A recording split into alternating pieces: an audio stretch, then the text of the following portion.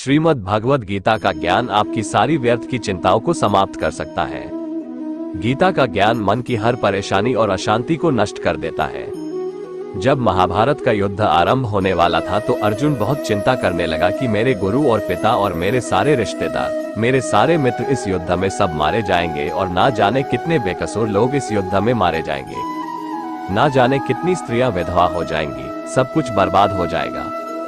इस शहर की सारी रौनक ही खत्म हो जाएगी। इन सबको मारकर अगर मैं जीत भी गया तो उस जीत का मतलब ही क्या, जहां अपने ही ना रहे। तब अर्जुन को श्री कृष्ण ने गीता का ज्ञान देते हुए कहा कि तू जिस भी चीज की चिंता कर रहा है, जिसके लिए भी दुखी हो रहा है, जिसके बारे में सोच सोच के इतना परेशान हो रहा है, वो सब कुछ एक दिन नष्ट होने वाला है।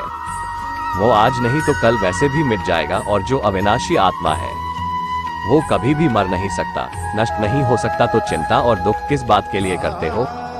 क्योंकि जो एक दिन नष्ट होने वाला है, मिटने वाला है, मरने वाला है, उसकी चिंता करके, उसका दुख करके तुम कर भी क्या लोगे? तुम चाह के भी उसे रोक नहीं सकते, उसे बदल नहीं सकते, तो क्यों चिंता करके अपना जीवन नष्ट कर रहे हो?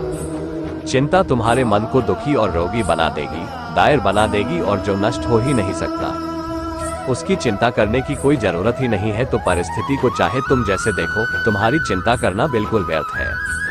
वास्तव में आप भी उन्हीं बातों के बारे में चिंता करते रहते हैं, सोचते रहते हैं, जिसे आप कंट्रोल नहीं कर सकते, जिसे आप चाहकर भी बदल नहीं सकते। याद रखना, जो व्यक्ति चीजों को जितना कंट्रोल करने की कोशिश करेगा, जितना प्रयास करेगा कि जिंदगी मेरे हिसाब से चले, जो मैं चाहता हूँ मुझे बस वो ही मिले, और जो चीज मैं नहीं चाहता वो चीज मेरी जिंदगी में कभी ना आए, ऐसे ही व्यक्ति को सबसे ज्यादा चिंता और तनाव का सामना करना पड़ेगा। क्योंकि ये जिंदगी एक बहते पानी की तरह है, जिसे उसी पानी में दो तीन के बह रहे हैं, जिसमें से एक दिन का पानी की लहरों के साथ आनंद लेता हुआ बह रहा है कि पानी जहाँ जा रहा है उसके बहने में मैं उसका साथ दूंगा। जहाँ जहाँ पानी जाएगा वहाँ वहाँ मैं भी इसके साथ आनंद लेता हुआ बेहतर होगा। वो तो इनका पानी के साथ बह रहा है, 2 दिन का पानी के साथ नाचता हुआ जा रहा है, कुछ होता हुआ जा रहा है, और एक दूसरा दिन का है जो उस पानी के बहाव के साथ लड़ रहा है कि जहां ये पानी जा रहा है मैं उसका बहाव बदल दूंगा।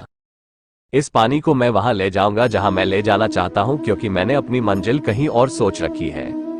अब वो पानी के बहाव के साथ लड़ रहा है, किनारों से पत्थरों से टकरा रहा है, पर पानी के बहाव को वो बदल नहीं पा रहा, बल्कि जितनी कोशिश करता है पानी से लड़ने की, उतना ही दुखी और उतना ही परेशान हो रहा है।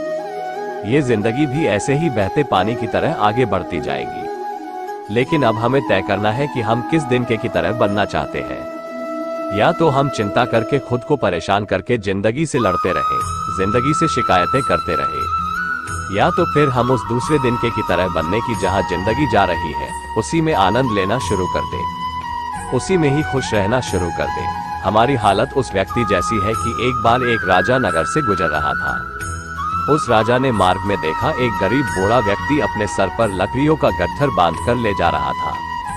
राजा को उस व्यक्ति पर बहुत दया आई। राजा ने उस व्यक्ति से कहा कि तुम इतनी गर्मी में इतना बड़ा लकड़ियों का गट्ठर अपने सर पे लेके जा रहे हो, पसीने से लथपथ लगे पड़े हो, आओ तुम मेरे रथ में आकर बैठ जाओ, तुम्हें जहाँ जाना है मैं तुम्हें छोड़ दूंगा। तो वो व्यक्ति कहने लगा, महाराष्ट्र में बहुत गरीब आदमी हूँ, मैं आपके रथ पे कैसे बैठ सकता हूँ?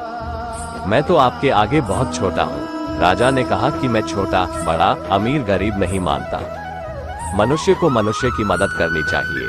अगर हमारे पास कुछ ज्यादा है और अगर किसी को जरूरत है तो उसे वो चीज जरूर देनी चाहिए। तुम भी एक मनुष्य हो और मैं भी एक मनुष्य हूँ, और अगर एक मनुष्य दूसरे मनुष्य की पीड़ा को नहीं समझेगा तो वह मनुष्य नहीं है, वो तो पशु के समान है। इसलिए तुम मेरी गाड़ी में आ जाओ, मैं तुम्हें तुम्हारी मंजिल पर छोड़ दूंगा। राजा के ऐसा कहने पर वो किसान राजा के रथ में बैठ गया।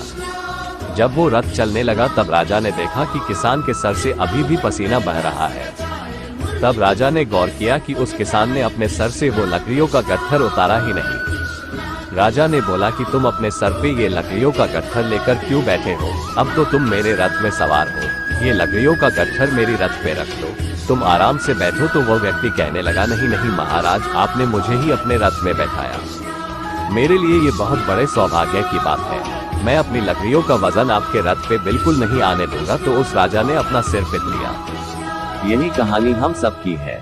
गीता में श्री कृष्ण कहते हैं कि अपनी हर चिंता, अपना हर दुख तो मुझ पे छोड़ दो, मैं तुम्हारे हर दुख को दूर कर सकता हूँ, मैं तुम्हारी हर चिंता को दूर कर सकता हूँ।